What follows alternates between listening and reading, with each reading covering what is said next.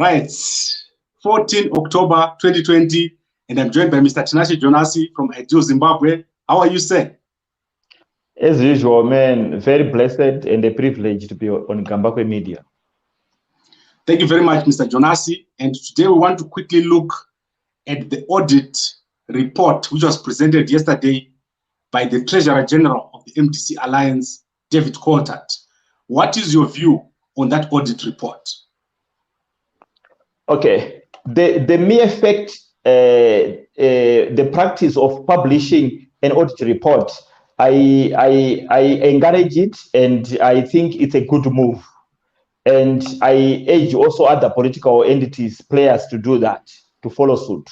Accountability is what is lacking in our country. But now, without forgetting the context of which the audit report was presented, what are the pushing factors? Number one, we know that MDC Alliance is a party that doesn't respect the Constitution of Zimbabwe. Their leader, Nelson Chamisa, is illegitimate. Then from there, we go on to their history in terms of public funds. 2018, they solicited donations from their Galibu Chamisa Chete choir members for the presidential, Supreme Court challenge. They never published anything about that. They've begged for donations for their recalled MPs. They've never published anything to that end. They've been begging so much. And secondly, what are their main financial streams? It's the political funding from the government. It has been taken now by the Coupe mainstream party. Then they get money from G40. We know that even Kasukuere now and Jonathan Moyo, they are even fighting. And G40 has realized Chamisa is weak. Chamisa has lost his political feathers. He is no longer flying high. Sky high is now scrolling. G40 money, the Grace Mugabe, and we know that Jonathan Moyo agreed that they've been funding. He even said Patrick Joao funded $6,000 towards the media, and Jonathan Moyo was using his Twitter timeline to prop.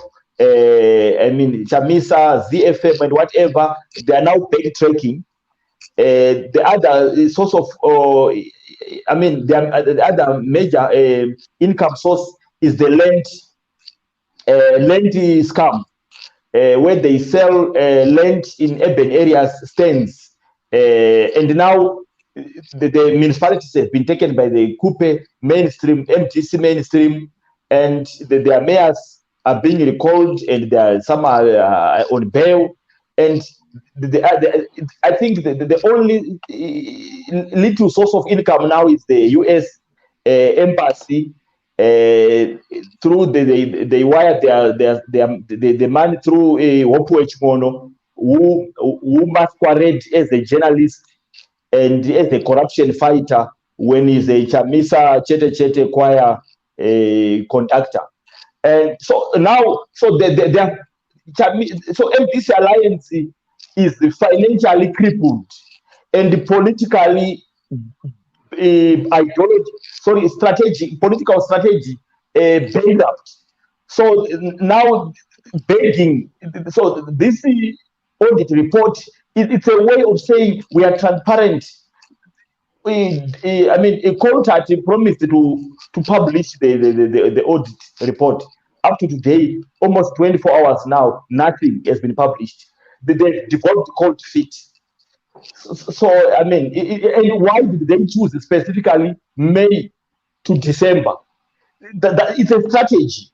Most of their funding came during the election period, campaign period, and they are not free to tell us that they chose a strategical period.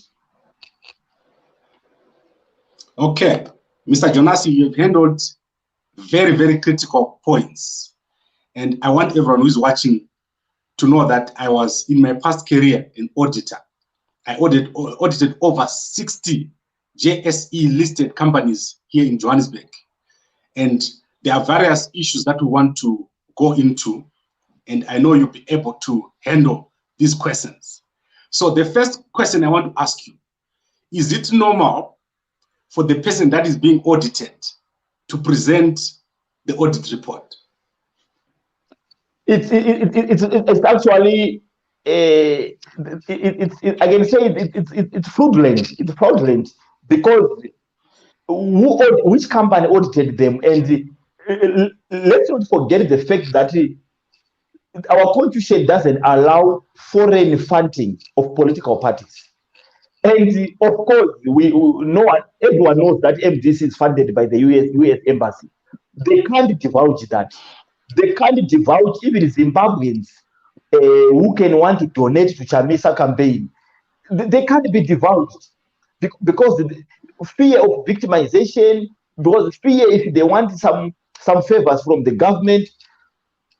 No political party in the world can publish its donors, because in politics sometimes some people who are donating to MDC are the same people who are donating to ZANU-PF or to other political parties. So you can't then claim to have clean audits when in politics you can't publish your donors. Okay, so that is very clear. That audit report is basically, as you are saying, a political statement. It's not a real audit. Yes.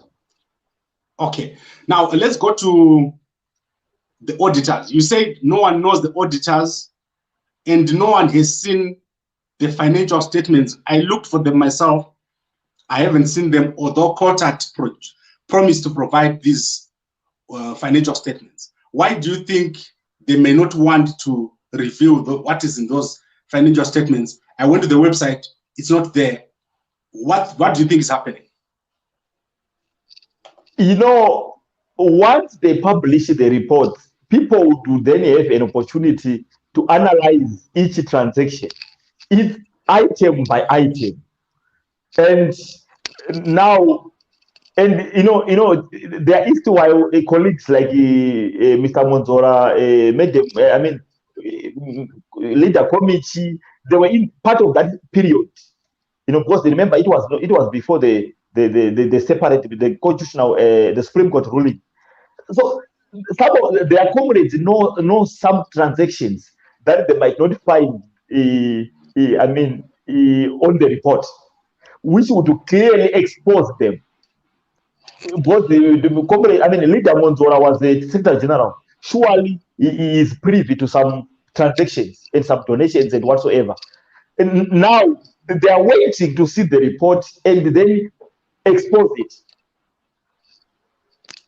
Okay, I still want to go back to the name of the audit firm. Do you think a real audit firm that is credible, that is internationally recognized, would allow themselves to have their name put on a political party's financial statements and say that they've got a clean audit? Obviously, the answer is no, because we know that the auditor of that report, there are three key auditors in that report, namely Mr. Coltart himself, Charlton Wende, and Mr. Nelson Chamisa. Those are the three auditors of that report. We know that Nelson Chamisa's lifestyle has changed dramatically. Building a house in Harare, a mansion, building a house in Sentin, South Africa, building a mansion in Dubai. And the whole lifestyle of these three people has changed. So, and they can't tell us, before they do a party audit report, they must do a lifestyle audit. So they tell us where Chamisa is getting an income from where. How is he able suddenly to build mansions across the world? We need a lifestyle audit, and then the party audit would be the second. Okay. Are you aware that when Morgan Tsvangirai was alive, he was receiving, I don't know if it's 40% or more or 60% of the money that came from government? Do you think if this audit or this financial statement was to be released, we will see how much Nelson Chamisa is receiving out of that Political Finance Act funding? No, we want. Remember, Chamisa is very clever. Is brilliant in manipulating his Chamisa Chete Choir members. So he will never.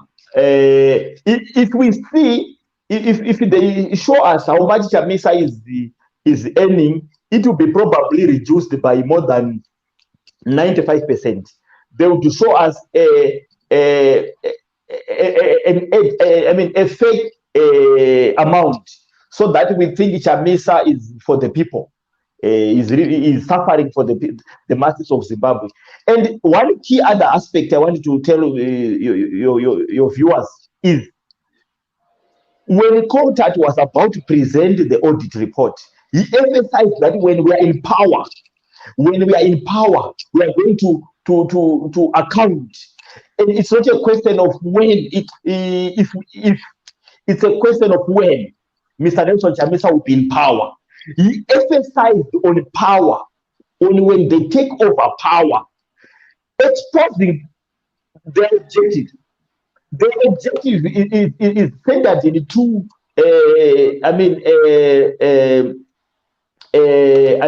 case here, namely to fool their gullible supporters to donate, because now they are financially crippled. Secondly, they want to be in power. It's a campaign that we are accountable. When we know that the whole MDC Alliance outfit, it's an illegitimate outfit. It's mafia. It's a criminal outfit masqueraded by lawyers who doesn't have a clue of what is politics. Contact is not a politician. Father is not a politician. She will run the tribe. I mean, she's a slave queen. So it's a group of failed lawyers who must turn the outfit into a Chamisa Chete law firm, or God is in it ministries. Okay, let's finalize this discussion on the point of the missing 2 million. This was widely reported that there was 2 million that was missing from the MDC Alliance bank accounts. And David Contact said this money is not missing. Do you believe him? No, he is right that the money is not missing. They shared the money. So obviously you can't describe it as missing, because they to doctor the report, so that the 2 million is included there. They ate the money, so it's to him it's not missing. He can't describe it as missing. Right. I think it would be a very bad kind of activity for someone like David Contact to engage in. He has so far tried to stay away from controversy, and I looked at him as someone who improved the department of the Ministry of Education when he was in charge. So it would be very sad if he compromised himself in terms of these financial statements. I would want to see the financial statements, and I personally promise to go line by line. I'll do an analysis of that financial statement as soon as I get it. I've requested it, but I've not yet received it. So, Mr. Jonas, let's go through what you've said. Firstly, you said this financial audit is a gimmick for the MDC Alliance to get more money because their donors have fled. Donors like G40, donors like the members, and also the fact that they've lost their bank accounts to the MDC team. So that point is met, and you said most of that information that is in that financial statement will be incorrect, and the MDC Alliance is chickening out. They don't want to release, as they promised, they don't want to release that financial statement. Is there anything else that I left out? Yeah, I just encourage those gullible supporters of the Chamisa Chete Chete choir who want to donate, that it's better you donate to poor people or people with disability or people who are old and suffering in our country. Surely Chamisa has got only two options. If Zimbabweans want to donate to Chamisa, it's your right to do so, but on two conditions. When Chamisa changes his MDC alliance, his Chamisa Chete Chete into a law firm, of which that law firm would be a useless law firm because they don't follow the constitution of Zimbabwe. They don't know anything about law. I think it was they got honorary degrees, law degrees. Secondly, the Chamisa deserve donations if he can turn the Chamisa Chete Chete into the God is in it ministries. Otherwise, politics, the MDC alliance as a project, it has collapsed. There is nothing coming out of that. 2023, nothing. Chamisa was not recognizing the constitutional ruling, now it's recognizing it. This structure in Masvingo, they gathered, and now they are saying they want Chamisa to contest and the Congress. Chamisa is the biggest flip-flopper. Chamisa is now recognizing Madam Coupe. Chamisa wants to come back again. Chamisa is just the economy, and he's not a politician. Yes, he's politically dead. We just need the burial. Okay, I think I want to stay a little bit in the point where you say Chamisa is politically dead. It seems like Fadzai Mahere, David Quartet, they don't see themselves as politically dead. I listened clearly, and they are speaking as if they are on their way to winning. Do you see anything else there? Why do you say they are politically dead? Okay,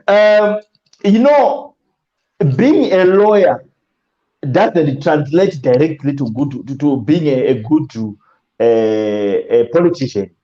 Those are two distinct. Chamisa, I mean, Fadzai Mahere is a slave queen who obviously is happy when social media followers become, more. They are increasing because she's on TV. She's that's a slave queen who is increasing a chance to get powerful people as boyfriends who can fund a slave queen lifestyle. These donors are two main boyfriends, Nelson Chamisa and Tendai Biti. She's into business. And then David Quartet is getting money from Chamisa. And remember, this David Quartet is also, as a white person, he's going to US, he's going to UK, he's getting some donations that Chamisa is not aware of. So he doesn't care as long as Chamisa is breathing. He's making more money even more than the party. And then we have got Tendai Biti. Tendai Biti is a failed politician. And the Western movement. They're hiding behind that little money they're getting. That's the best they can. Tendai Biti will never win. I mean, even he will never become a president of Zimbabwe. Which Mengube can't even become a chief in Machiavelli. So it's a group of failures. They lack strategic thinking, strategic management, strategic system design thinking. They know nothing about anything. Right, Mr. Jonas, this was a very interesting discussion, and I want to end with the question that is on the screen right now. Boto Mashora is saying, where can we get the financial report? Very key question, because that report is not available anywhere.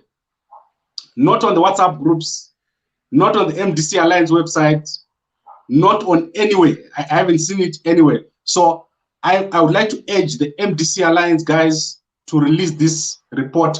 We want to look at it and debunk what Mr. Jonas has said. Otherwise, we've got no other option but to believe Mr. Jonas that this is a fake gimmick, which is just put out there to dupe people and get more donations. Mr. Jonas, I've really enjoyed talking to you. Is there anything else you want to say before we close? Yeah, this advice I'm directing it to my young brother, Nelson Chamisa. On a serious note, Nelson Chamisa, you don't have strategies. Number one. Number two, you are very weak. I urge you with a loving heart, try forming a God is in it ministries. Go into pastoral. Probably it can come out because you are a good speaker. Surely you can be a good preacher. Politics, please go to church. Zimbabweans are very good in donating in a church more than in a political party. So Mr. Charlton Wende would be maybe your apostle, or I don't know what position, but surely start a church. Donations you really won't regret it, because Zimbabweans in terms of religion they are very gullible. Thank you. Right, Mr. Jonasi, it was a pleasure talking to you and to everyone who's watching on YouTube and Facebook. Please like, comment, and share this post. And Mr. Jonasi, you can reach him on the number which is on the screen. Thank you very much, sir. Thank you so much.